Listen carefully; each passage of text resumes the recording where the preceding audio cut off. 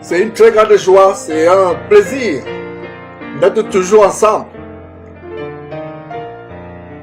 Il y a quelques semaines, par la grâce de Dieu, nous avons commencé cette grande série, tout ce que le Seigneur Jésus nous a enseigné. C'est une série qui est plus que nécessaire, surtout dans ce temps de la fin. Nous devons enseigner tout le conseil de Dieu, tout ce que Jésus-Christ a enseigné. Tout ce que Jésus-Christ a enseigné, nous devons enseigner cela. Et comme rappel du fondement biblique de cette série, je vous prie de tourner vos Bibles dans Matthieu chapitre 28, ces deux grands versets que nous avons. Matthieu chapitre 28, prenez des notes. Alors il a dit, versets 19 et 20, notez s'il vous plaît. Voilà la grande commission, ce que nous appelons la grande commission du Seigneur Jésus-Christ à son Église. Allez, faites de toutes les nations des disciples, les baptisant au nom du Père, du Fils et du Saint-Esprit, verset 20, et enseignez-leur à observer tout ce que je vous ai prescrit. Et voici, je suis avec vous tous les jours jusqu'à la fin du monde. Cette grande commission a deux parties. La première partie, c'est quoi? Faire de toutes les nations des disciples, les baptisant au nom du Père, du Fils et du Saint-Esprit. La deuxième partie de la commission est enseignez-leur à observer tout ce que je vous ai prescrit. Et voici, je suis avec vous tous les jours jusqu'à la fin du monde. Quel est notre constat aujourd'hui? Le constat aujourd'hui, c'est que la première partie de la commission, faites de toutes les nations les disciples, c'est la partie qui est appliquée, accomplie à travers le monde avec les campagnes d'évangélisation, les gens qui prêchent dans les métros, dans les rues, dans les villages, faisant des disciples, amenant les gens à Christ, les convertissant à Christ. Cela est tellement bien, nous rendons grâce à Dieu pour cela. Mais la deuxième partie est tellement importante, verset 20. Et enseignez-leur à observer tout ce que je vous ai prescrit. Et voici, je suis avec vous tous les jours jusqu'à la fin du monde. Une évangélisation qui consiste tout simplement à faire des disciples, à évangéliser, à les amener à Christ, sans leur enseigner jour après jour tout ce que Jésus-Christ a enseigné, est une évangélisation incomplète qui ne produit pas de fruits. C'est pour cela que dans les églises aujourd'hui, on amène des gens à Christ qui sont destinés à se retrouver en enfer plus tard parce qu'on ne leur enseigne pas tout ce que Jésus-Christ a enseigné. Pourquoi nous appelle chrétiens? C'est parce que nous sommes comme Christ, nous sommes à l'image de Christ.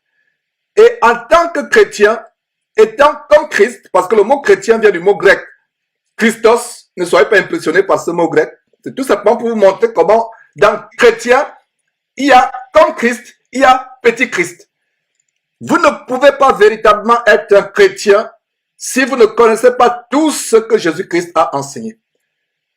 Et vous ne pouvez pas être chrétien si vous n'appliquez pas tout ce que Jésus-Christ a enseigné. Donc la première chose, c'est connaître d'abord ce que Jésus-Christ a enseigné et appliquer cela jour après jour dans notre vie. Ou du moins, c'est forcé à expliquer. Et nous avons cette écriture aussi dans Matthieu, chapitre 5, verset 19, cette grande promesse du Seigneur Jésus-Christ. Le verset 19 dit ceci, notez s'il vous plaît. Matthieu chapitre 5, verset 19. Celui donc qui supprimera l'un de ses plus petits commandements et qui enseignera aux hommes à faire de même, sera appelé le plus petit dans le royaume des cieux. Mais celui qui les observera et qui enseignera à les observer sera appelé grand dans le royaume des cieux. Chers frères et sœurs que j'aime dans le Seigneur, qui ne veut pas être grand dans le royaume des cieux? Alors ce verset nous donne plusieurs conditions. 1. Ne pas supprimer de la Bible même le plus petit commandement. Quand Dieu dit à la femme que la femme doit prier ou prophétiser en se voilant la tête, ça peut être un petit commandement aux yeux de Dieu, mais il est grand. Quand Dieu dit que la femme ne peut pas enseigner la parole de Dieu, c'est un grand commandement. Ça peut être petit aux yeux des hommes, mais c'est grand aux yeux de Dieu.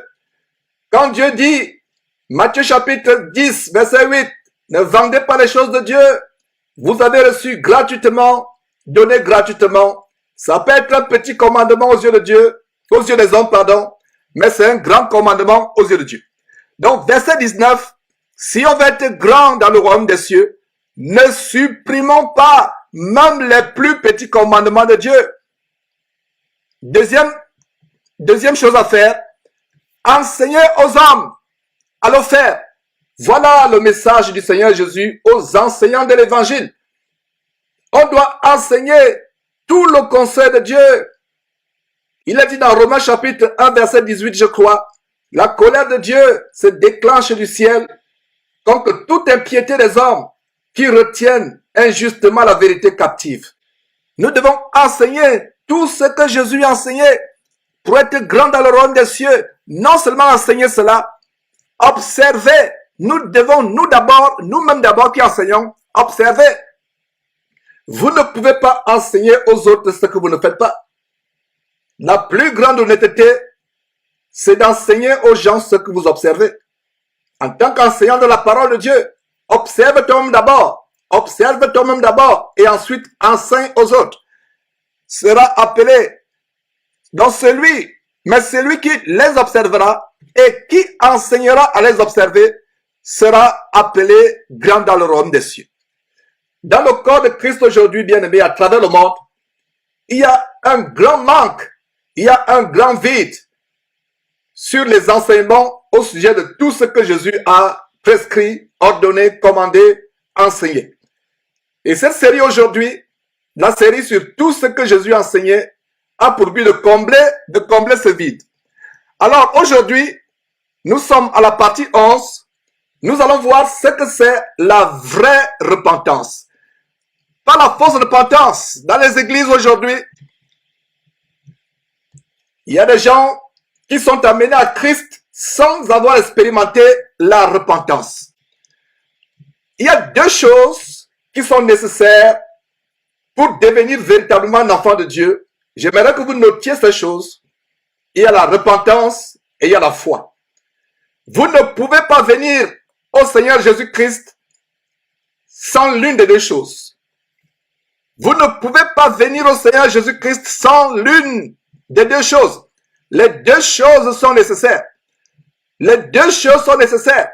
C'est dommage aujourd'hui que les gens mettent plutôt l'emphase sur la foi. On dit croyez en Jésus, venez à Jésus, donnez votre confiance à Jésus, acceptez Jésus comme votre Seigneur.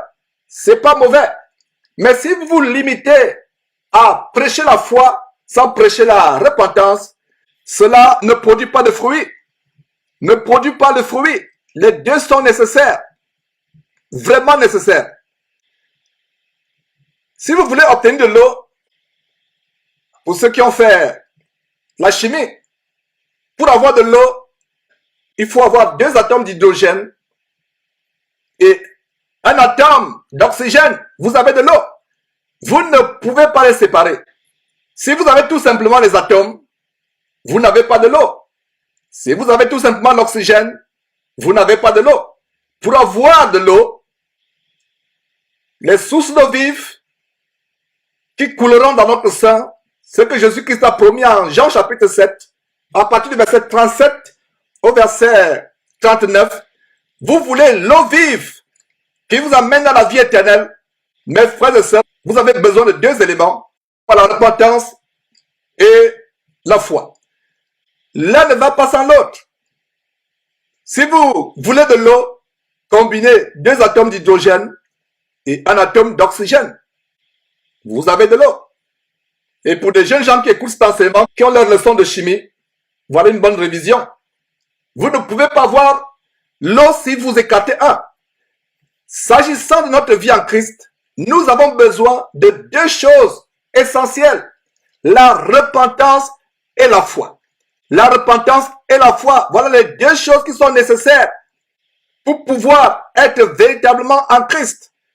Aujourd'hui, la repentance n'est pas un sujet très populaire. La repentance n'est pas un message populaire parce qu'il s'agit de prêcher contre le péché. Il s'agit de mettre l'accent sur des choses cachées dans la vie des gens, les choses sales qu'ils font en secret. C'est pour ça que la repentance n'est pas un sujet populaire. Prêcher la repentance tous les jours dans les églises, ces églises vont se vider. Mais la bonne nouvelle, c'est que dans nos églises, c'est ce que nous allons prêcher tous les jours, la repentance du péché. J'espère que vous ne serez pas fatigués d'écouter ce message. Nous venons dans la parole de Dieu en Matthieu chapitre 3, comment Jésus-Christ, comment Jean-Baptiste commence par la repentance. Jean-Baptiste commence son ministère par la repentance. Vous pouvez noter cela en Matthieu chapitre 3, verset 1. Jean-Baptiste commence son ministère par repentez-vous. En ce temps-là, verset 1, par Jean-Baptiste prêchant dans le désert de Judée, il disait, repentez-vous, car le royaume de Dieu est proche. Jean-Baptiste commence son message par la repentance. Jésus-Christ commence aussi son message par la repentance. Voilà, on voit comment Jésus-Christ lui-même commence son message par la repentance en Matthieu chapitre 4, verset 17. Notez s'il vous plaît. Dès ce moment, Jésus commença à prêcher et à dire, repentez-vous, car le royaume des cieux est proche. Repentez-vous, car le royaume des cieux est proche. Voilà comment Jésus commence son message par la repentance. Le jour de la Pentecôte, qui est le jour de la naissance de l'Église, quand Pierre s'adresse aux gens ce jour-là, quelques instants après avoir reçu le Saint-Esprit, ils ont parlé en langue, ils confrontent ces Juifs qui étaient réunis à Jérusalem. C'était un grand jour de fête, le jour de la Pentecôte à Jérusalem. Les Juifs sont venus de par le monde pour cette grande fête à Jérusalem. C'est ce jour-là où Dieu, selon la promesse que son Fils a faite à ses disciples, a répandu le Saint-Esprit promis. Ils sont mis à parler en langue, en d'autres langues. Les gens étaient vraiment dans la confusion, au point où tout ce qu'ils ont trouvé à dire, c'est qu'ils sont ivres, ils sont pleins de vin doux. Alors, Pierre prend la parole, donne ce grand sermon, vous pouvez lire par vous-même, en Actes chapitre 2. Ce qui est intéressant, c'est que ces gens sont touchés par le message de Pierre. Ils sont touchés par le message de Pierre. Alors, qu'est-ce que Pierre leur dit? Pierre leur dit en Actes chapitre 2, verset 38, notez s'il vous plaît. Actes chapitre 2, verset 38, Pierre leur dit, repentez-vous et que chacun de vous soit baptisé au nom de Jésus-Christ pour le pardon de vos péchés et vous recevrez le don du Saint-Esprit. Voilà comment même Pierre, suivant les traces de Jésus-Christ, prêche la repentance. Prêche la repentance. Et immédiatement après, on voit aussi en Actes chapitre 3, Actes chapitre 3, verset 19, notez cela. Qu'est-ce qui se passe dans ce récit? Pierre et Jean montèrent au temple. Ils ont administré, poussé par le Saint-Esprit, la guérison à un paralytique, un boiteux de naissance. Cela a créé une confusion ce jour-là. Voilà comment Pierre, qui est confronté par les chefs ce jour-là, les chefs du temple et d'autres personnes, il leur adresse un message. Et au verset 19, qu'est-ce qu'il dit? D'abord au verset 18, mais Dieu accomplit de la sorte ce qu'il avait annoncé d'avance par la bouche de ses prophètes, que son Christ devait souffrir. Verset 19, repentez-vous donc et convertissez-vous pour que vos péchés soient effacés. Repentez-vous et convertissez-vous. La repentance est présente. La repentance est toujours présente dans le message des grands prédicateurs de l'évangile au 1er siècle. Jésus a prêché la repentance. Avant cela, Jean-Baptiste qui est venu préparer la voie du Seigneur a prêché la repentance. Les disciples de Jésus-Christ, en commençant leur ministère, ont prêché la repentance. La repentance est un sujet négatif aujourd'hui. Parce que les prédicateurs aiment mettre l'accent sur les choses positives, telles que crois en Dieu, tu auras un nouveau travail, crois en Dieu, tu auras ton titre de séjour en France ou aux États-Unis, crois en Dieu, tu auras une épouse, crois en Dieu, tu auras une femme. Ils mettent l'accent sur cela. C'est pas forcément mauvais. Mais nous devons d'abord mettre l'emphase sur la repentance. Se repentir. Alors, que signifie la repentance? La repentance signifie changer de vie, changer de cap. À supposer que vous prenez la direction vers Lyon, vous êtes en France, à Paris, vous voulez vous rendre à Lyon, et Dieu vous révèle que la route de Lyon, c'est pas une destination pour vous. Que la bonne destination, c'est plutôt Marseille. Il faut faire un demi-tour complet pour arriver à Marseille. Vous êtes à Paris, vous vous dirigez vers Lyon, et Dieu dit, non, Lyon n'est pas une bonne destination pour vous. Allez plutôt à Marseille. Vous allez faire, si vous maîtrisez la géographie de la France, un demi-tour complet. Un demi-tour complet. Parce que si vous faites un demi-tour à moitié, vous risquez de vous retrouver à Strasbourg. N'est-ce pas? Il faut faire un demi-tour complet pour aller à Marseille. La repentance signifie changer de vie. Alors, comme je vous montrais, Pierre prêche la repentance sur le modèle de Jésus-Christ. Même Paul commence son ministère avec la repentance. Paul parle de la repentance. Regardez même ce grand discours à l'Aréopage. L'Aréopage, c'était un endroit où les gens dans l'Antiquité venaient pour écouter les bonnes nouvelles. Alors au verset 30, ça se passait à Athènes. Le verset va nous montrer comment les Athéniens et les étrangers demeurant à Athènes, ne passaient leur temps qu'à dire ou à écouter des bonnes nouvelles. C'est comme Facebook aujourd'hui. C'est pour cela que nous, derrière Jésus-Christ, nous appelons Facebook l'aréopage des temps modernes. Vous y allez pour entendre les bonnes nouvelles. Qu'est-ce que l'autre a fait? Qu'est-ce qui se passe dans tel pays? Qu'est-ce qui s'est passé dans tel endroit? Qu'est-ce qu'on a fait? Qu'est-ce que tel est devenu? Donc on va pour écouter les bonnes nouvelles. Et bien de fois, ça entraîne beaucoup de distractions. Et s'il y a une des plus grandes distractions qui risque d'amener le chrétien du 21e siècle à l'enfer, c'est bien sûr Internet, Facebook, les réseaux sociaux. Si vous êtes encore dans les réseaux sociaux, je pense sincèrement, mes frères, que ça devrait être pour un seul but.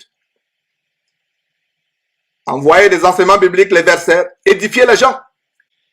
Mais si vous y allez pour entendre des bonnes nouvelles, pour y flâner à longueur de journée, parce que vous êtes pris par l'oisiveté, c'est un grand danger. Vous risquez de polluer vos yeux avec des choses terribles, des choses négatives. Il n'y a rien de nouveau sous le soleil.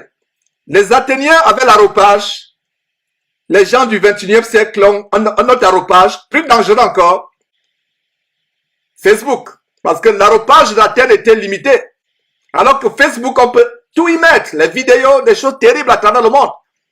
L'aréopage d'Athènes, c'est limité aux gens d'Athènes. Mais Facebook, c'est les nouvelles, mauvaises, bonnes, tout ce qui est négatif, des choses abominables à travers le monde. Donc, méfiez-vous, mes frères et sœurs de Facebook et de tous les réseaux sociaux. C'est une parenthèse que je ferme. Alors, Acte chapitre 17, Paul s'adresse aux gens de l'aréopage, à partir du verset 22. Et qu'est-ce que Paul dit? Vous pouvez lire tout le contexte par vous-même. Mais regardez au verset 30, Dieu, sans tenir compte des temps d'ignorance, annonce maintenant à tous les hommes, en tout lieu, qu'ils aient à se repentir. Se repentir, c'est regretter amèrement ce qu'on a fait. C'est regretter son passé. C'est dire, Seigneur, j'étais un menteur. J'ai eu le sexe avant de me marier. Je te demande pardon. Je regrette, Seigneur Dieu. J'étais un ivrogne. J'étais un faussaire. J'ai fait du faux pour avoir mes papiers. J'ai menti pour avoir le travail. Je me suis marié à quelqu'un qui est divorcé. Je ne savais pas qu'il fallait, en tant que femme, prier la tête voilée ou prophétiser la tête voilée. Je ne savais pas que je ne pouvais pas, en tant que femme, enseigner la parole de Dieu. Je ne savais pas que moi, Georges, il fallait faire payer les cours bibliques aux gens. vendre des livres. Je ne savais pas cela. Je me repens au nom de Jésus-Christ. La repentance, c'est regretter amèrement ce qu'on a fait. Pleurer même devant Dieu. La Bible dit que Dieu est près de ceux qui ont le cœur brisé, de ceux qui ont le cœur dans l'abattement. Mais aujourd'hui, nous voyons des personnes, des foules et des foules de personnes qui viennent à Christ sans avoir expérimenté la repentance. Comme vous le savez, j'ai passé 24 années précieuses de ma vie dans une abomination, le ministère de la Voix internationale. Et comment vous devenez chrétien dans cette abomination, chrétien te guillemets, on vous fait suivre un cours, à la suite de ce cours qui dure soit 2 semaines ou 1 mois, on décrète que vous êtes chrétien, tout le monde applaudit, et voilà, vous êtes chrétien. Est-ce qu'on vous a prêché la repentance? La prédication de la repentance est le point de départ pour amener un disciple à Christ. Si mon frère, toi qui suis cet enseignement, tu veux prêcher la parole à quelqu'un, évangéliser quelqu'un, soit ton collègue de travail, ton camarade de classe, ton voisin de quartier, quelqu'un dans la rue, même un inconnu, commence par prêcher la repentance du péché. La repentance du péché est un sujet très impopulaire. Les faux pasteurs n'aiment pas cela. Parce que si vous prêchez la repentance tous les jours, vous prêchez contre le péché, il n'y aura plus de dîmes, il n'y aura plus des offrandes. Alors il faut prêcher un évangile qui plaît aux oreilles, ce que nous appelons évangile bonbon, évangile caramel, évangile chocolat. Et la Bible dit d'ailleurs que dans les derniers temps, les gens auront la démangeaison d'entendre les choses agréables et se tourneront vers une foule de faux pasteurs pour leur propre ruine. Ils aiment entendre les choses qui sont agréables aux oreilles. J'imagine même certaines personnes avec les cotons-tiges dans le sac, en pleine réunion, quand ce faux pasteur les encense avec des prophéties mensongères, des messages flatteurs. Ils ont besoin de cette tige cotonnée pour bien écurer l'oreille, pour suivre encore. L'oreille démange d'entendre les choses agréables. Mes frères, le message de la repentance n'est pas populaire. C'est pour cela que on n'est pas nombreux. Je prends l'exemple de ce séminaire que nous organisons à Houston, par la grâce de Dieu, cette fin du mois. Comment vaincre le péché dans nos vies. Nous allons mettre l'accent sur la repentance. Je ne sais même pas si il y a une dizaine de personnes qui sont inscrites. C'est pas populaire.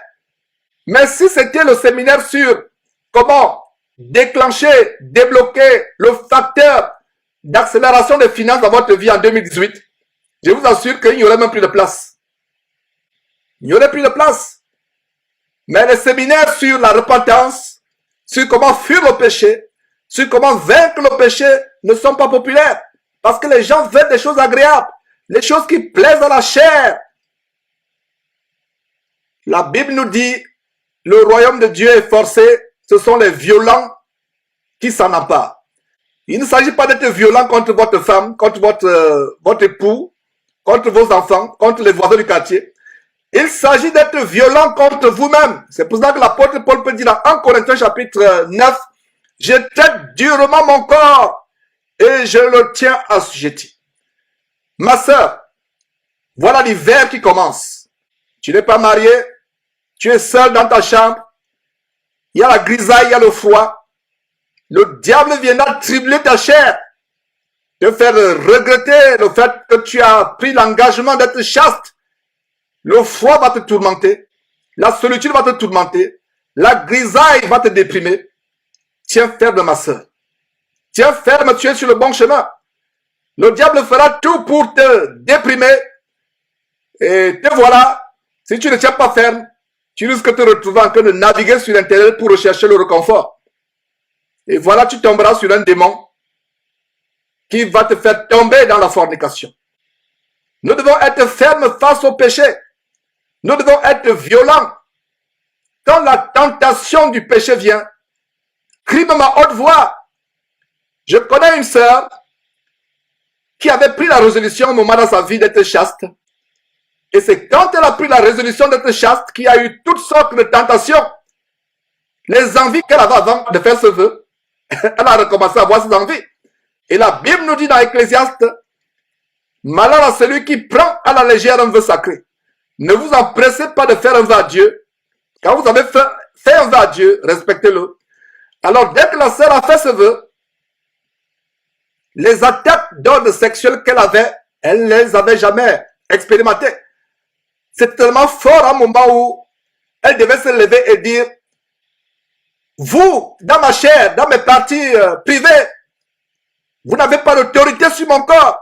Sortez de ma tête, sortez de mes pensées, sortez de mon corps au nom de Jésus-Christ. Elle insistait, elle le disait à haute voix. C'est un combat. Nous devons traiter durement notre corps. La repentance est tellement importante. Ce grand verset que je m'ai partagé, Proverbe chapitre 28, verset 13. Notez ce verset s'il vous plaît. C'est un verset que vous devez avoir par cœur. Celui qui cache ses transgressions ne prospère point, mais celui qui les avoue, les confesse et les délaisse obtient miséricorde. La véritable repentance consiste à dire, Seigneur, je reconnais que ma vie a été une vie nauséabonde, une vie sale, une vie désagréable. Je reconnais, Seigneur, je ne discute pas avec toi, je ne raisonne pas avec toi. Je reconnais que j'étais désagréable. J'étais insoumise à mon mari. J'étais insoumis à mon employeur. J'ai volé l'argent de l'entreprise. J'ai trompé les gens dans la société. J'ai trompé l'administration pour avoir des faveurs. Seigneur, je reconnais cela. J'ai le cœur brisé. Je me repens. J'étais ivrogne. Je fréquentais les bars, les boîtes de nuit. J'allais vers les prostituées. J'ai eu le sexe avant le mariage. Oh Seigneur, pardonne-moi. Pardonne-moi. Je regrette du fond du cœur. Je regrette, Seigneur. Je regrette. J'ai le cœur abattu. J'ai l'âme meurtrie. Comment j'ai pu déshonorer Dieu par ma bouche, par mes yeux, par mon corps? Seigneur Dieu, je te demande pardon. Pardonne-moi, oh Dieu. Je te fais la promesse de ne plus jamais recommencer. Mais Dieu, tu sais aussi que la chair est faible. C'est pour cela que j'implore ta grâce. J'implore ta force. Donne-moi la force de pouvoir résister au péché. Parce que la parole de Dieu dit en Romains chapitre 8, verset 26, Dieu nous assiste par son Saint-Esprit dans nos faiblesses. L'Esprit lui-même, l'Esprit Saint lui-même nous aide dans notre faiblesse. La repentance est importante. Nous avons l'apôtre Paul qui justifie son ministère en Actes chapitre 26. Lisons cela mes frères. Actes chapitre 26. La parole de Dieu est merveilleuse. Nous devons aller à la parole de Dieu infiniment merveilleuse pour avoir la vie. À partir d'aujourd'hui, comprenez que deux choses sont importantes pour la véritable conversion en Christ. La repentance du péché et la foi. L'un ne va pas sans l'autre. Les deux vont ensemble. Les deux vont ensemble. Actes chapitre 26, verset 20. Paul justifie son ministère devant le roi Agrippas. Sous les chaînes, il a été injustement accusé. Et voilà, il prend la parole devant le roi Agrippa. À Actes chapitre 26. Et il donne un verset qui résume son ministère. Un véritable ministère ne consiste pas à se faire voir, à être grand, à rechercher les honneurs des hommes, à rechercher l'argent. Actes chapitre 26.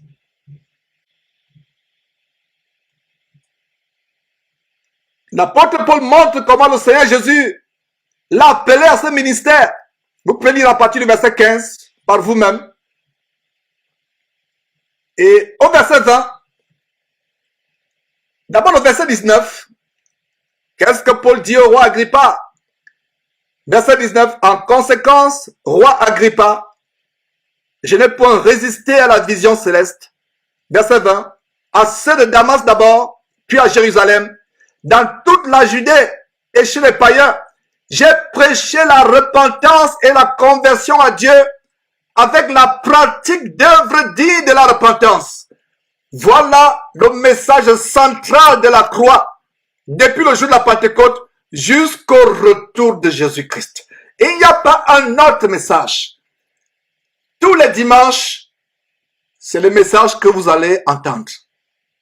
Chaque jour, comme la Bible dit, exhortez-vous chaque jour, selon ce qu'on peut dire chaque jour, afin que personne ne s'endurcisse par la séduction du péché.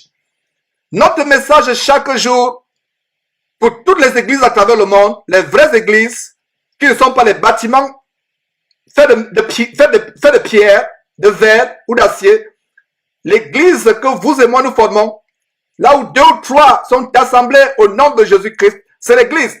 Voilà le message que nous allons prêcher tous les jours dans toutes les églises à travers le monde, à savoir, ne vous endurcissez pas par la séduction du péché, fuyez le péché. Et la repentance n'est pas quelque chose que vous faites une fois. Ne pensez pas que vous allez dire, je me suis repenti le jour où je suis venu à Christ et c'est fini. Mes frères, que Satan ne vous trompe pas. Lisez attentivement vos Bibles.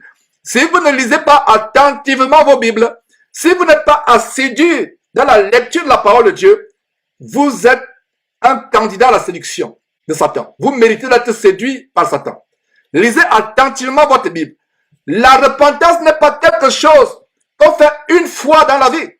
Parce qu'il y a des fois, vous vous êtes repenti pour tel aspect de votre vie, tel péché dans tel aspect de votre vie. Mais au fur et à mesure que vous marchez, vous êtes intègre dans votre marche chrétienne, l'Esprit Saint va vous révéler d'autres péchés que vous ne connaissez même pas. D'autres péchés qui sont enfouis. Est-ce la désobéissance au mari? Est-ce votre langue que vous n'arrivez pas à maîtriser? Est-ce vos oreilles que vous n'arrivez pas à maîtriser? Est-ce le manque de pardon dans votre cœur? Donc la repentance est continuelle jusqu'au retour du Seigneur Jésus-Christ. Alors, l'apôtre Paul dit au verset 20, à ceux de Damas d'abord, regardez, Damas d'abord, puis à Jérusalem, dans toute la Judée et chez les païens. Les païens, c'est qui? Les païens, c'est les non-juifs dont Paul parle toute la terre. Donc, il y a d'abord, verset 20, Damas d'abord, Jérusalem, dans la Judée, et chez les païens. Les païens, c'est les non-juifs, donc les Chinois, les Américains, les Africains, tous les peuples de la terre, y compris les Juifs, le message central de la croix, c'est le message de la repentance. De la repentance. Je vais poser une question aux frères et sœurs qui écoutent cet enseignement. Quel est le dernier message de Jésus-Christ à son église dans la Bible? Quel est le dernier message de Jésus-Christ dans la Bible? C'est une question que je pose. Quel est le dernier message? Beaucoup vont répondre en disant, le dernier message c'est Matthieu chapitre 28, qu'on a lu tout à l'heure, avant de se lever au ciel. D'autres vont dire, le dernier message c'est Acte chapitre 1, avant de se lever au ciel, quand les disciples lui posaient la question, quand est-ce que ce sera la fin du monde? Beaucoup de personnes penseraient que le dernier message de Jésus à l'église, c'est Matthieu chapitre 28, verset 19 à 20, ou Acte chapitre 1. Mes frères et sœurs, je vais vous faire découvrir que, pour ceux qui ne le savent pas, que le dernier message de Jésus qui est à l'église, c'est en Apocalypse, quand il parle de la repentance. Alors pour cela, voyons comment Jésus-Christ commence son ministère par la repentance. Il finit son ministère par la repentance. Il commence son ministère par la repentance, il finit son ministère par la repentance. Alors, allons voir cela dans Apocalypse. Voilà le dernier message de Jésus-Christ à l'église. Donc, Jésus-Christ commence son ministère par la repentance, Matthieu chapitre 4, verset 17. Et Apocalypse chapitre 2, verset 3. Jésus dit ceci. Souviens-toi donc d'où tu es tombé.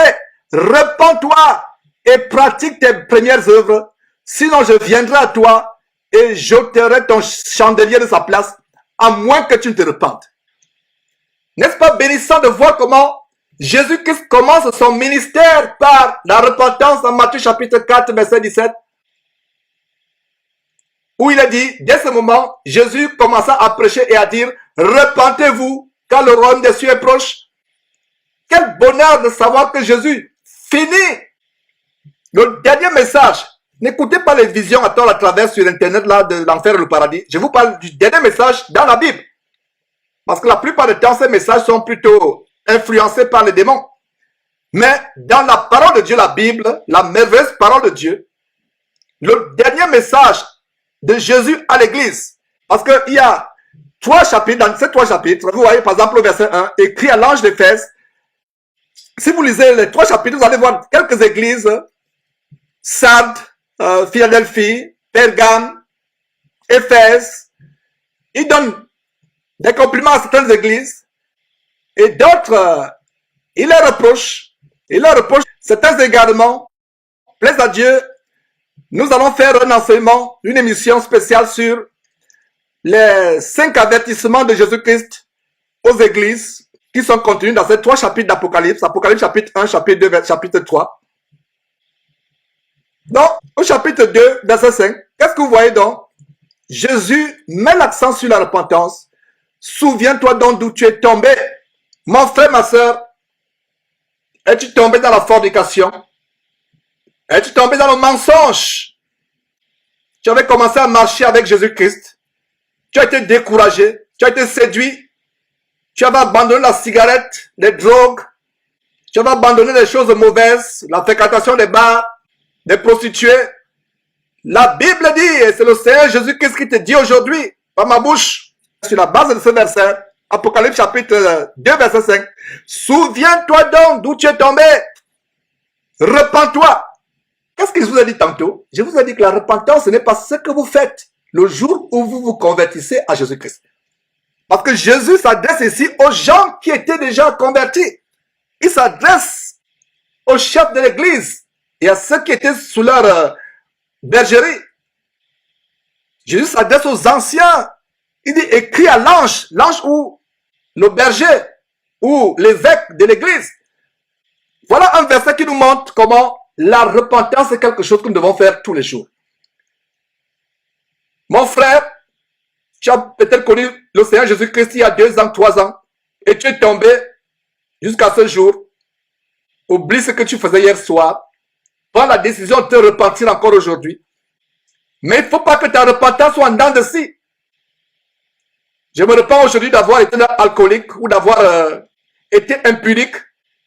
Quelques mois, même pas quelques mois, quelques jours après, tu retombes, tu demandes pardon, tu retombes, tu demandes pardon, tu retombes. C'est très dangereux, mes frères et sœurs. Ne faisons pas des repentances en dents de scie. En dents de scie. Je me repens aujourd'hui, demain je tombe, après demain je me repens, je retombe encore, je me repens sur le même péché, je tombe encore. Nous ne devons pas nous repentir sur le même péché. J'ai volé, je me repens, je ne dois plus revoler. Je dois me repentir sur autre chose que j'ignorais même être le péché dans ma vie. C'est pour ça que le Seigneur Jésus l'a dit ici. Souviens-toi donc d'où tu es tombé. Repens-toi et pratique tes premières œuvres. Sinon, je viendrai à toi et j'ôterai ton chandelier de sa place, à moins que tu ne te repentes. Pourquoi je vous amène dans ce verset? Pour vous montrer que Jésus-Christ commence son ministère par un message, le message de la repentance. Et les dernières paroles à l'église, sur la base d'Apocalypse chapitre 2, verset 5, les dernières paroles à l'église, parmi ces dernières paroles, nous avons toujours le message de la repentance. Donc, la repentance est tellement importante. La repentance et la foi vont ensemble.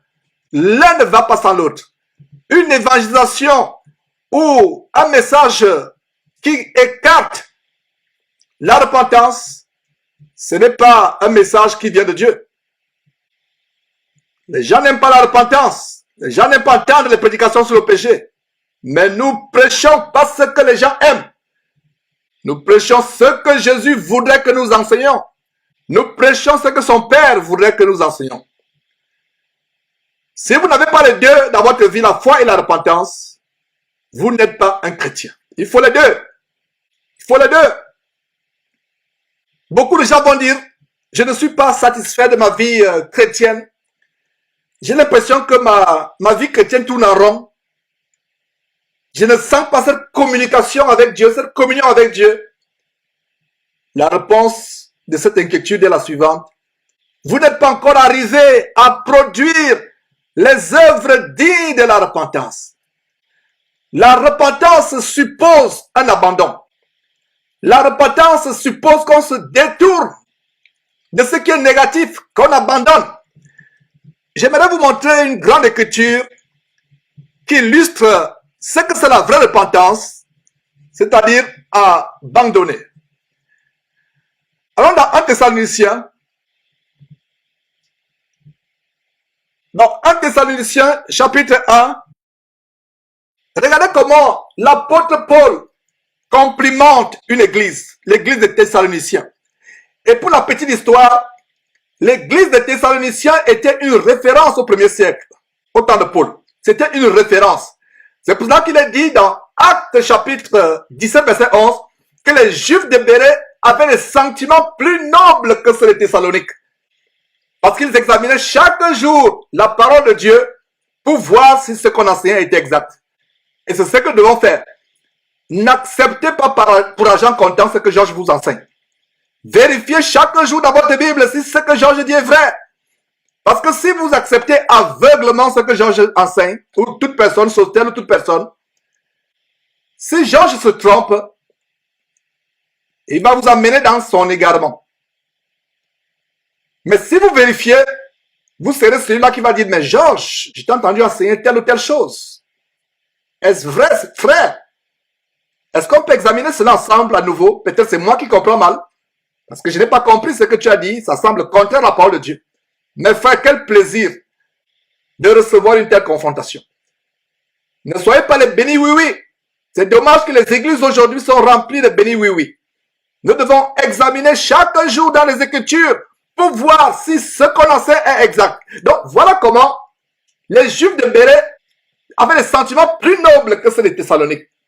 Voilà donc comment l'église des Thessaloniciens était la référence. Quand vous dépassez les Thessaloniciens au 1er siècle, c'était un bonheur. J'aimerais qu'on dise par exemple que l'église de Champigny-sur-Marne avait des sentiments plus nobles que l'église de Houston. Si Champigny peut être la référence, ce serait une très bonne chose. Ces deux versets que je viens de vous citer nous montrent que Dieu peut comparer les églises.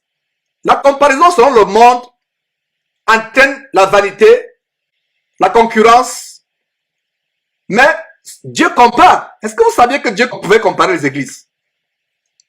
Sinon, Dieu n'aurait pas amené le Saint-Esprit à inspirer l'écrivain de Actes en disant que les Juifs de Bérée avaient des sentiments plus nobles que ceux de Thessalonique. Quand Dieu compare les églises aux autres, c'est pour nous aiguiser, c'est pour nous parfaire.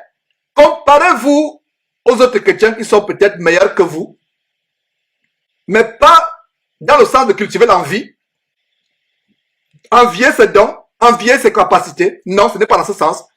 Mais comparez-vous les uns aux autres pour vous aiguiser à ce qui est bienséant, à ce qui est grand. Dites, tel frère, j'ai remarqué qu'il maîtrise sa langue, qu'il maîtrise, il a la maîtrise de soi, il a maîtrisé sa colère. Ça doit être un exemple pour moi. Donc, tel frère peut être un exemple pour notre frère, telle sœur peut être un exemple pour notre sœur, telle église peut être un exemple pour notre église. Donc, vous qui êtes à Paris, principalement l'église de Champigny, ce serait une bonne chose de dire que l'église d'Abidjan a des sentiments plus nobles. Ils ont vaincu la fornication. Les jeunes d'Abidjan ont vaincu la fornication plus que les jeunes de Champigny. Voilà, mes frères et sœurs, chaque église doit avoir à cœur d'être meilleure dans le corps de Christ.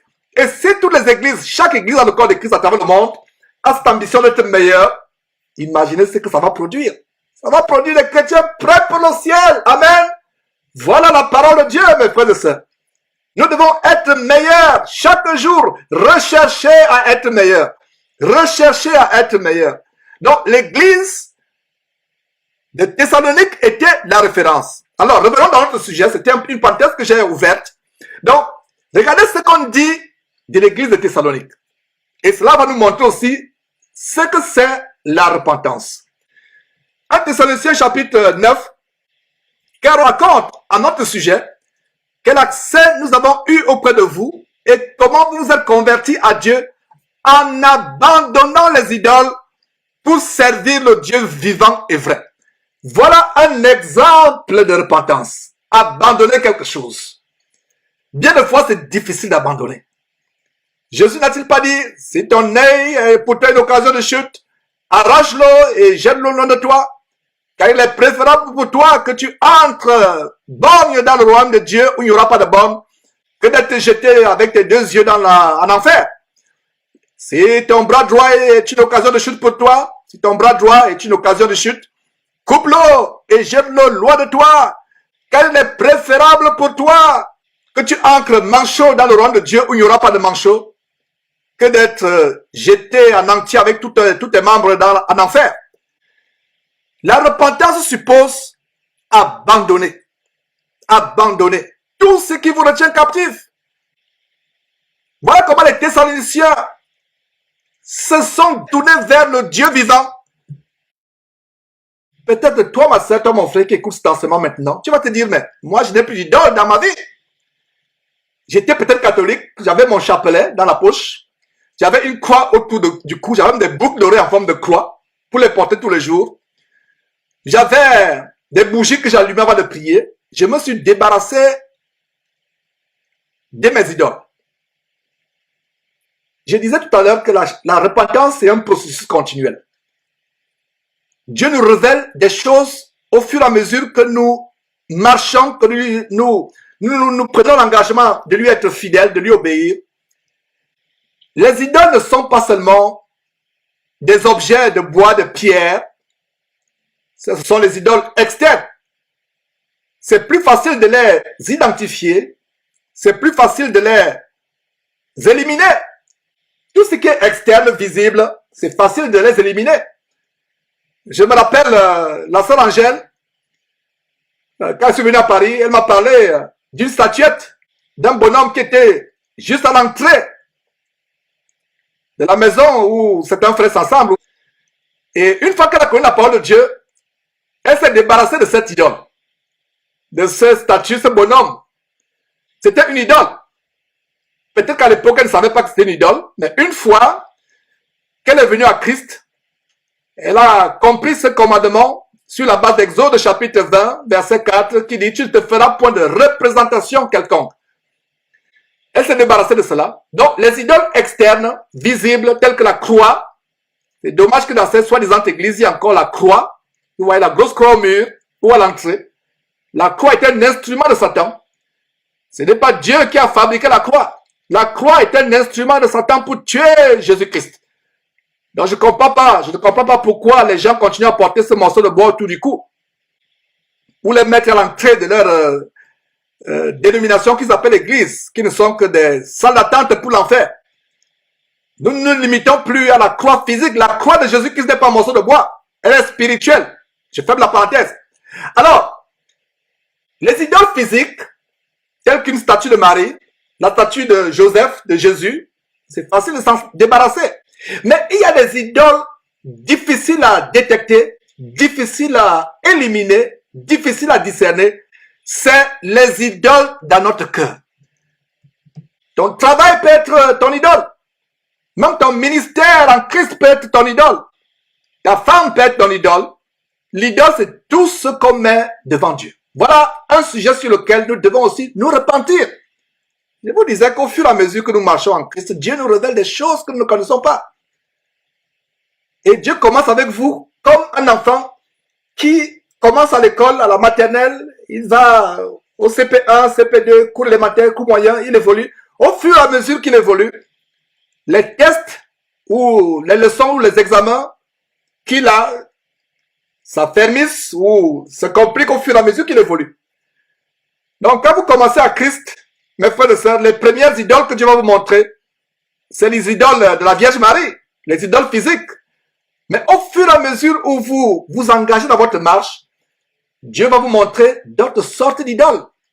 Ça peut être ton travail, le temps que tu mets dans tes études. C'est pas mauvais d'aller à l'école ou d'avoir un travail, c'est pas mauvais. Ou d'avoir une femme, d'avoir un époux, une épouse, des enfants. Mais faisons attention, ces choses peuvent devenir des idoles plus tard. Et regardez les gens de Thessalonique, les Thessaloniciens, comment ils sont détournés de leurs idoles. Ils ont abandonné les idoles. Voilà un exemple de repentance. Donc, ces idoles, ils sont difficiles à éliminer. Ce sont les idoles de notre cœur. Les péchés secrets. Je ne peux pas me passer de la télévision. Je ne peux pas me passer d'Internet. L'une des plus grandes idoles des chrétiens aujourd'hui, c'est Internet. Il ne peut plus s'en passer. Voilà une idole. Des choses secrètes, des péchés secrets. Ça, c'est des idoles internes, plus difficiles à détecter, à identifier et beaucoup plus difficiles à éliminer. Ce qui est externe, on l'élimine facilement. Voilà. Donc, si vous trouvez quelque chose en vous qui prend la prééminence sur Dieu, quelque chose qui vous empêche de passer le temps dans la prière, de passer le temps dans la lecture biblique, de passer le temps dans l'exhortation, dans l'enseignement, si vous êtes un enseignant, tout ce qui vous empêche de passer le temps dans la communion avec Dieu, c'est une idole. Une idole, c'est tout ce qui prend la place de Dieu dans votre vie ou qui est plus important que Dieu. C'est comme une roue de secours. Dieu est devenu une roue de secours pour beaucoup de personnes. Vous avez vos 4 roues. Une roue, c'est l'école. L'autre roue, c'est le mariage. L'autre roue, c'est, je ne sais pas, une entreprise que vous avez. L'autre roue, c'est peu importe, les 4 roues. Mais Dieu est à la malle arrière. C'est quand il y a un problème qu'on dit, ah, Dieu. Et vous ouvrez votre malle arrière, vous prenez votre roue qui s'appelle Dieu. On ne se moque pas de Dieu. Nous devons avoir nos roues principales, nos 4 roues doivent être Dieu. Première roue, Dieu. Deuxième roue, Jésus-Christ. L'autre roue, le Saint-Esprit. L'autre roue, la parole de Dieu. Voilà nos roues. Et maintenant, qu'est-ce qu'il y a la malle arrière? Ces roues qui est votre travail, vos enfants, votre famille, etc., etc. C'est ça la malle arrière. C'est ça la roue qui est dans la malle arrière. J'espère que vous comprenez cette allusion. Donc, voyons un peu cette grande écriture. Donc, je reprends, notez très bien que tout ce qui prend la place de Dieu dans votre vie, c'est une idole. Donc, demandez à Dieu, ou bien demandez vous-même ce que vous pensez le plus quand vous avez le temps libre. Quand vous avez le temps libre, par exemple, vous êtes rentré du travail, vous êtes sorti de l'école, qu'est-ce qui prend votre temps? Qu'est-ce qui prend le clé de votre temps? Est-ce Internet? Est-ce la télé? Est-ce Skype? En train de flâner, même avec les frères et sœurs sur Skype, en train de flâner, raconter des histoires qui ne tiennent pas debout. Voilà. C'est normal d'avoir un travail, d'être dans une entreprise, un bureau où vous travaillez, et c'est normal de vous concentrer sur votre travail pour gagner votre vie. C'est normal en tant qu'étudiant de vous concentrer dans vos études. Mais une fois que vous êtes sorti de ces choses, vous êtes sorti de l'université, du collège, vous êtes à la maison, ce à quoi vous pensez la plupart du temps, si ce n'est pas Dieu, sa parole, c'est une idole. Ça peut être le sport, ça peut être la musique, peut-être. Il y a des idoles qui sont légitimes, mais ces idoles sont autant que les idoles qui sont illégitimes. Vous allez sur un site pornographique, c'est une idole. Elle est illégitime. Mais ça peut aussi être une idole comme qui est légitime, telle qu'aller suivre un match de football. Est-ce qu'un chrétien peut aller peut-être taper sur une balle ou jouer au tennis, comme il m'arrive de temps en temps de le faire? Oui. Mais si maintenant c'est votre passion, que si vous ne jouez pas au tennis ou au football, si vous ne regardez pas la télévision, vous commencez à trembler, vous avez la fièvre. Ça devient une idole. Beaucoup de chrétiens pensent que les juifs avaient des idoles tout simplement physiques. Mais il y a un grand verset qui donne une révélation sur une catégorie d'idoles que nous avons aujourd'hui. Alors pour cela, je vous invite à tourner vos Bibles, notez ce verset. Ézéchiel chapitre 14, verset 4, qui nous montre une idole. Ézéchiel chapitre 14, verset 4. Voilà ce que Dieu dit à Ézéchiel d'adresser aux anciens d'Israël. Vous pouvez lire à partir du verset 1 comment quelques-uns des anciens d'Israël vinrent auprès d'Ézéchiel et s'assirent en face de lui. Et comment au verset 2, la parole de l'Éternel est adressée à Ézéchiel en ce mot.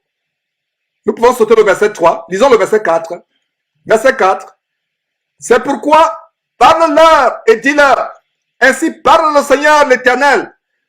tout homme de la maison de l'Éternel, tout homme de la maison d'Israël, qui porte ses idoles dans son cœur et qui attache le regard sur ce qu'il a fait tomber dans son iniquité, s'il vient s'adresser au prophète, moi l'Éternel, je lui répondrai malgré la multitude de ses idoles. Quelle belle révélation à ce verset. Ce verset anticipait déjà les idoles que les chrétiens devaient avoir aujourd'hui dans leur cœur. Merveilleux verset, n'est-ce pas? Ézéchiel chapitre 14, verset 4, nous montre les idoles que nous portons dans notre cœur. Parce que les idoles physiques, c'est facile. Je ne pense pas que quelqu'un, véritable chrétien qui suit enseignement encore des idoles physiques. Mais nous avons de multitudes d'idoles invisibles, spirituelles, dans notre cœur. Regardez, ce verset termine en disant, je lui répondrai malgré la multitude de ces idoles. Ces idoles qui portent où? Ces idoles qui portent dans son cœur. Qu'il porte dans son cœur. Ce ne sont plus les idoles que nous portons autour du cou. Ces bijoux que nous portons. Beaucoup de femmes chrétiennes ont compris que la femme ne doit pas se parer d'or, de bijoux. C'est une bonne chose. Elles n'ont plus ces idoles. Parce qu'il y a des femmes, elles ne peuvent pas sortir de la maison sans bijoux. Alors, ce dont vous ne pouvez pas vous passer, ce dont vous ne pouvez pas vous passer, c'est quoi? C'est une idole. Alors, il y a des chrétiennes qui sont débarrassées de ces idoles, bijoux, en or, diamants, etc. Mais elles ont toujours des idoles dans le cœur. C'est de ce que parle ce verset. Vous portez vos idoles dans votre cœur, malgré que vous ne les avez plus autour de votre poignet, autour de votre cou, autour de votre cheville, sur vos oreilles. Vous n'avez plus ces idoles, mais vous les avez dans les cœurs, dans le cœur. Donc, les Israélites avaient beaucoup d'idoles dans leur cœur. C'est la même chose avec des chrétiens aujourd'hui. Tout ce qui prend la place de Dieu dans votre vie, ça peut être votre affaire, votre entreprise, ça peut être votre maison, votre petit ami, pour ceux qui ont encore des petits amis, alors que pour les chrétiens, il n'y a pas de petits amis, de copinage, le sexe avant le mariage. Ça peut être vos enfants, ça peut être votre compte bancaire, ça peut être vos actions en bourse. Regardez les gens qui ont les actions en bourse, ils passent le temps maintenant à ouvrir les sites pour vérifier est-ce que l'action a augmenté aujourd'hui, est-ce que ça a diminué. Vous devez maintenant posséder par vos actions en bourse. Voilà, ce sont les idoles. Puisse Dieu nous débarrasser de ces idoles. Donc la repentance signifie, je me détourne, je fais comme les Thessaloniciens qui ont abandonné les idoles, et non seulement les idoles, abandonné tout ce qui est désagréable à Dieu. La repentance signifie, je me détourne de tout ce qui se place entre moi et Dieu. Donc, si à partir d'aujourd'hui, il y a quelque chose qui se place entre toi et Dieu, c'est une idole. Mon ancien mode de vie, l'ancien style de vie que je suivais, mes péchés, je me détourne de cela. Je mets ça derrière moi, et je mets Dieu devant. Je tourne mon dos, non seulement au péché, mais à tout ce qui a pris la place de Dieu dans ma vie. C'est ça la véritable repentance. Si vous n'avez pas fait cela, ça veut dire que votre repentance est partielle. Votre repentance est partielle. Peut-être que vous avez tourné le dos à certaines choses, mais pas à tout.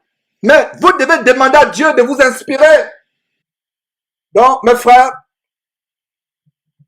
nous devons nous repentir, nous détourner de tout ce qui prend la place entre Dieu et nous.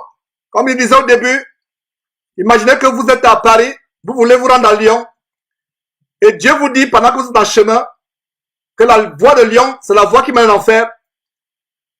Détournez-vous pour aller à Marseille, au sud. Alors vous devez faire un tour à 180 degrés. Vous étiez sur la route, Paris, Lyon. Dieu vous dit, Lyon c'est l'enfer. C'est un exemple tout simplement. Tournez-vous pour aller à Marseille au sud. Si vous faites un tour à 135 degrés, vous pouvez finir à Strasbourg. Mais vous devez faire un tour de 180 degrés pour aller à l'opposé de Lyon. Voilà ce qui se passe aujourd'hui. Beaucoup de chrétiens finissent là où ils ne sont pas censés finir parce qu'ils ne sont pas détournés du péché à 180 degrés. Ils sont détournés mais pas complètement. C'est la raison pour laquelle beaucoup de personnes ne progressent pas dans leur vie chrétienne aujourd'hui. Parce que la repentance n'est pas totale. Ils ne sont pas totalement détournés. Ils ne sont même pas au courant, conscients de certains autres péchés dans leur vie. Mes frères, n'oubliez pas, je ne me lasserai pas de vous le dire, la repentance ce n'est pas ce que vous faites une seule fois. Vous allez vous repentir à plusieurs reprises pour des péchés inconnus. Je ne dis pas de vous repentir pour le même péché. Vous volez, vous demandez pardon à Dieu, vous revenez encore voler 2 jours après. Non, ce n'est pas de cela dont je parle. Vous avez volé, une vie de vol, de mensonge, vous vous détournez. Maintenant, il y a autre chose que Dieu pourra vous montrer. Au fur et à mesure que nous grandissons dans notre vie chrétienne, nous découvrons de nouveaux péchés qui sont plus récents et que nous ne pensons même pas être des péchés. Plus vous êtes dans la maturité en Christ, plus des péchés, il y a 2 ans, 3 ans que vous ne voyez pas comme étant des péchés. Aujourd'hui, vous allez voir cela comme des péchés. Un bébé spirituel ne peut pas voir comme péché ce que vous, après 5 ans de marche ferme et fidèle en Christ, voyez. Et cela m'est arrivé de découvrir des péchés que je ne prenais pas pour des péchés il y a 5 ans, il y a 10 ans. Mais aujourd'hui, je dis, Seigneur, comment je pouvais faire cela? Allez. Et aujourd'hui, et je vais finir par cela, il y a une catégorie de péchés que beaucoup de chrétiens ignorent dans leur vie, le péché par omission. Il y a 2 sortes de péchés. Les chrétiens sont conscients du péché par commission. Donc, notez, il y a péché par commission et il y a péché par omission. Un péché par commission, aller voler, mentir, convoiter la femme d'autrui, c'est un péché par commission. C'est-à-dire que vous avez commis un acte, que ce soit par votre corps physique, que ce soit par votre parole, que ce soit par votre bouche. Ça, c'est le péché par commission. Mais il y a des catégories de péchés qu'on appelle péché par omission. La Bible ne dit-elle pas que celui qui sait faire ce qui est bien et ne le fait pas commet le péché? Je crois que c'est Jacques chapitre 4, verset 17. Jacques chapitre 4, verset 17 dit, celui donc qui sait faire ce qui est bien et ne le fait pas commet un péché. Voilà la catégorie de péché par laquelle je vais terminer cette partie 11 de cette série qui s'appesantit sur ce que c'est la vraie repentance. Voilà le péché par omission. Tu ne fais pas ce que tu es censé faire. C'est un péché par omission. Tu es censé lire la parole de Dieu. Tu ne lis pas la parole de Dieu. C'est un péché d'omission. Tu es censé jeûner. Tu ne jeûnes pas. C'est un péché par omission. Tu es censé prier pour les autres. Tu es censé aimer les autres.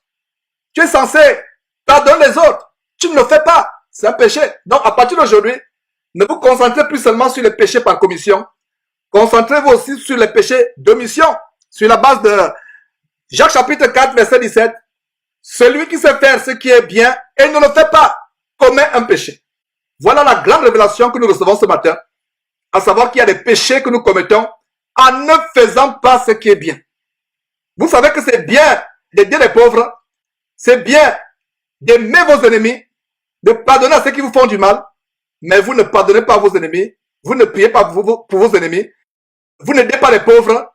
C'est un péché, mais un péché d'omission. Est-ce que vous pouvez réaliser comment les chrétiens vont aller en enfer? Ils se sont abstenus de beaucoup de choses. Ils n'ont pas commis ce qui est mal, mais ils ont péché en omettant de faire ce qui est bien. Nous avons ce grand exemple dans Luc chapitre 10 qui nous montre comment un chef des Juifs, un sacrificateur a péché par omission. Et c'est l'histoire de Jésus-Christ que nous appelons communément le bon samaritain. Nous voyons dans cette histoire, Luc chapitre 10, verset 30, Jésus reprit la parole et dit, un homme descendait de Jérusalem à Jéricho, il tomba au milieu des brigands, qui le dépouillèrent, le chargèrent de coups et s'en allèrent, le laissant à demi-mort. Un sacrificateur qui par hasard descendait par le même chemin, ayant vu cet homme passa outre. verset 32, un lévite qui arriva aussi dans ce lieu, l'ayant vu, passant outre. Mais un samaritain qui voyageait, étant venu là, fut ému de compassion lorsqu'il le vit. Il s'approcha et banda ses plaies en y versant de l'huile et du vin, puis il le mit sur sa propre monture, le conduisit à une hôtellerie et prit soin de lui. Mes frères et sœurs, qu'est-ce que nous voyons dans ce verset, dans ce passage, versets 31 et 32? Un sacrificateur incroyable, un chef des Juifs, sacrificateur. Allez lire l'Ancien Testament, allez lire le livre de Lévitique pour savoir ce que c'est un sacrificateur. Un haut prêtre, grand prêtre en Israël, il passe.